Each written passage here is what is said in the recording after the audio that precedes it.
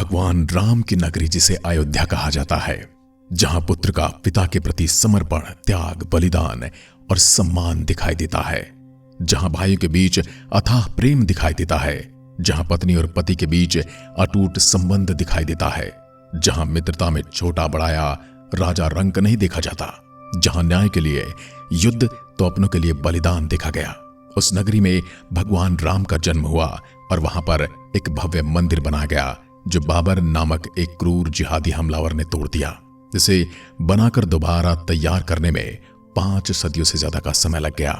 पर क्या आप जानते हैं, जो मंदिर बाबर ने तोड़ा था वो मंदिर किसने बनाया था और कैसा था?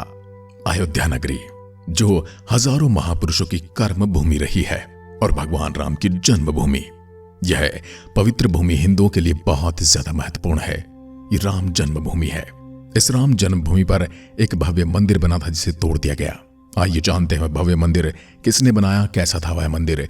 शोधानुसार पता चलता है भगवान राम का जन्म 5114 ईसा पूर्व में हुआ था। चैत्र मास की नवमी को राम नवमी के रूप में मनाया जाता है।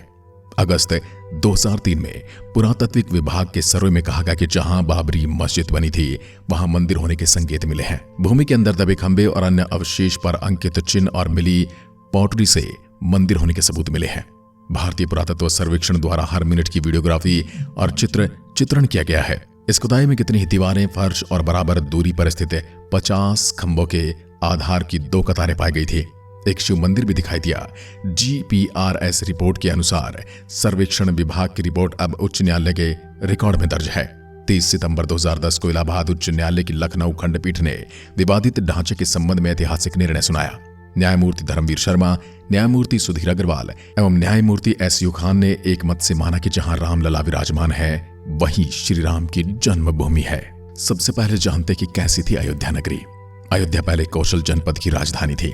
वाल्मीकि कृत रामायण के बालकांड में इसका उल्लेख मिलता है कि अयोध्या 12 योजन लंबी और 3 योजन चौड़ी थी। वाल्मीकि रामायण में अयोध्यापुरी का वर्णन विस्तार से किया गया है। रामायण में अयोध्या नगरी के सरयू तट पर बसे होने और उस नगरी के भव्य एवं समृद्ध होने का उल्लेख मिलता है। वहां चौड़ी सड़कें और भव्य महल थे, बगीचे और आम के बाग थे और साथ ही चौराहा पर लगने वाले बड़े बड़े स्तंभ थे। हर व्यक्ति का घर राजमहल जैसा था। यह महापुरी 12 योजन यानी 96 मील चौड़ी थी।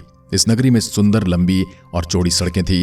इंद्र की अमरावती नगर की तरह महाराजा दशरथ ने अयोध्यापुरी को सजाया था। क्या था जन्मभूमि का हाल?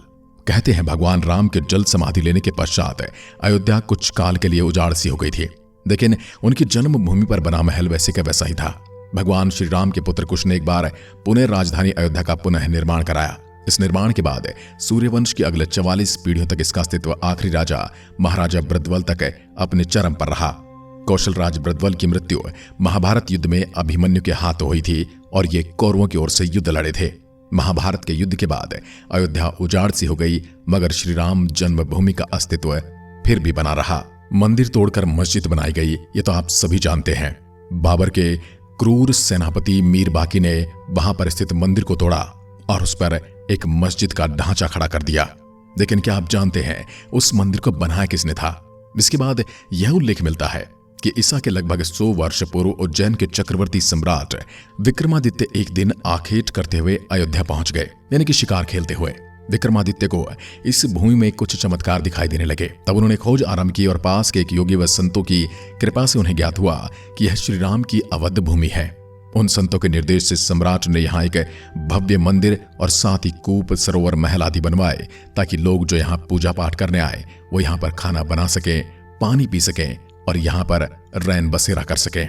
कहते कि उन्होंने श्री राम जन्मभूमि पर काले रंग के कसोटी पत्थर वाले 84 स्तंभ पर विशाल मंदिर का निर्माण करवाया था। इस मंदिर की भव्यता देखते ही बनती थी। विक्रमादित्य के बाद के राजाओं ने उस समय पर इस मंदिर की देखरेख की। उनमें से एक शुंग वंश के प्रथम शासक पुष्यमित्र शुंग ने भी मंदिर का जीर्णोद्धार करवाया था। पुष्यमित्र का एक शिलालेख अयोध्या से प्राप्त हुआ था जिसमें उसे सेनापति कहा गया है तथा उसके द्वारा 2 अश्वमेध यज्ञों के किए जाने का वर्णन भी मिलता है। अनेक अभिलेखों से ज्ञात होता है गुप्त वंशीय चंद्रगुप्त द्वितीय के समय और तत्पश्चात काफी समय तक अयोध्या गुप्त साम्राज्य की राजधानी भी रही। गुप्तकालीन महाकवि कालिदास ने अयोध्या और रघुवंश का कई बार उल्लेख किया है। अब इतिहास में इसके साक्ष्य क्या मौजूद थे? चीनी भिक्षु फाहयान ने यहाँ देखा कि कई बौद्ध मठों का रिकॉर्ड रखा गया है। यहाँ पर 7वीं शताब्दी में चीनी यात्री हेनसांग आया था उसके अनुसार यहाँ 20 बौद्ध मंदिर थे तथा 3000 भिक्षु रहते थे और यहाँ हिंदू का एक प्रमुख और भव्य मंदिर भी था जहां रोज हजारों की संख्या में लोग दर्शन करने आते, जिसे राम मंदिर कहा जाता था। इसके बाद ईसा की 11वीं शताब्दी में कन्नौज नरेश जयचंद आया तो उसने मंदिर पर सम्राट विक्रमादित्य के प्रशस्ति शिलालेख को उखाड़कर अपना नाम लिखवा दिया। पानीपत के युद्ध के बाद जयचंद का भी अंत हो गया। इसके बाद भारतवर्ष पर आक्रांताओं का आक्रमण बढ़ता गया। आक्रमणकारियों ने काशी, मथुरा के साथ ही अयोध्या में भी लूटपाट की और पुजारियों की हत्या कर मंदिर और मूर्तियां तोड़ने का क्रम जारी रखा। लेकिन 14वीं सदी के अंत में अयोध्या में राम मंदिर को तोड़ने में आक्रांता सफल नहीं हो पाए। विभिन्न आक्रमणों के बाद भी सभी तूफानों, झंझावातों और मुसीबतों को झेलते हुए श्री राम की जन्मभूमि पर बना भव्य मंदिर 14वीं शताब्दी तक बचा रहा और खड़ा रहा। कहते हैं सिकंदर लोदी के शासनकाल के दौरान यह मंदिर मौजूद था। अंततः 1527 से 28 में अयोध्या में स्थित भव्य मंदिर को तोड़ा गया और उसकी जगह बाबरी ढांचा खड़ा कर दिया गया। कहते हैं मुगल साम्राज्य के संस्थापक बाबर के एक सेनापति ने बिहार अभियान के समय अयोध्या में श्री राम के जन्म स्थान पर स्थित प्राचीन और भव्य मंदिर को तोड़कर एक मस्जिद का ढांचा खड़ा कर दिया, जो 1992 तक विद्यमान रही। बाबरनामा के अनुसार 1528 में अयोध्या पड़ाव के दौरान बाबर ने मस्जिद निर्माण का आदेश दिया था। परंतु अब एक सुखद समाचार है, वहां पर राम मंदिर का निर्माण हो रहा है। भले ही हमने 5 शताब्दियों तक प्रतीक्षा की है, लेकिन फिर भी हम इस बात से संतोष महसूस करते हैं कि हम वो पीढ़ी हैं जो बनता हुआ राम मंदिर देख रहे हैं। और 22 जनवरी 2024 को यहां पर रामलला की मूर्ति की प्राण प्रतिष्ठा की जाएगी, जिसमें पूरे भारतवर्ष में हर्षोल्लास के साथ दिवाली मनाई जाएगी। क्या आप भी इस दिवाली में शामिल होने वाले हैं? कमेंट में लिखकर जरूर बताइएगा। एक बार फिर मिलते हैं, तब तक के लिए नमस्कार, धन्यवाद, जय हिंद, जय भारत।